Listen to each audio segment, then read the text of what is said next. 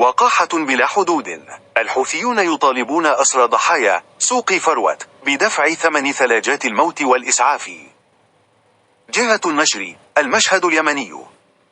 في تصرف صادم ولا إنساني أثار موجة من الغضب والاستياء الشعبي، تجردت ميليشيا الحوثي من أبسط القيم الأخلاقية والإنسانية، حيث طلبت بشكل وقح من أسر ضحايا القصف المروع الذي استهدف سوق فروت الشعبي دفع التكاليف الباهظة لثلاجات حفظ الجثث في المستشفى العسكري وسيارات الإسعاف التي نقلت الضحايا والجرحى، ولوحت بطرد الجرحى أو احتجازهم كرهائن في حال تقاعسهم عن السداد الفوري.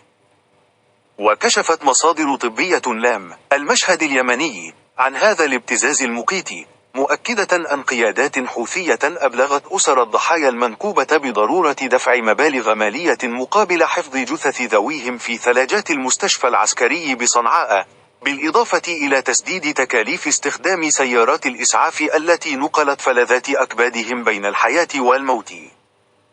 ولم تكتف الميليشيا بهذا الإجراء اللا إنساني، بل عمدت إلى إلزام أسر الضحايا بتسديد تلك المبالغ المطلوبة بشكل فوري، وهددت بشكل سافر بطرد الجرحى الذين لا يزالون يتلقون العلاج داخل المستشفى، أو احتجازهم كضمانات مالية حتى يتم دفع الفواتير المزعومة، في قمة الاستغلال لمعاناة الناس وفقد أحبائهم. وفي سياق متصل، أكدت المصادر أن الحوثيين رفضوا تسليم 5 جثث تعود لعائلة آل الكميم المفجوعة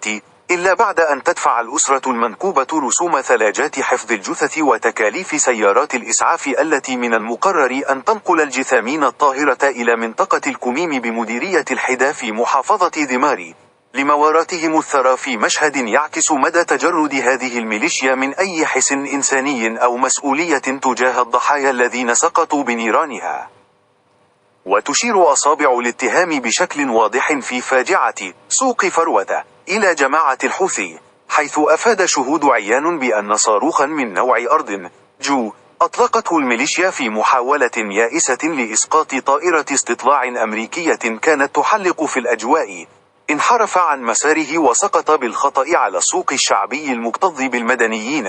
ما أسفر عن سقوط عدد كبير من القتلى والجرحى، معظمهم من الأبرياء الذين كانوا يكسبون قوت يومهم في هذا السوق. ويعد هذا التصرف البشع حلقة أخرى في سلسلة جرائم وانتهاكات الحوثيين بحق المدنيين اليمنيين،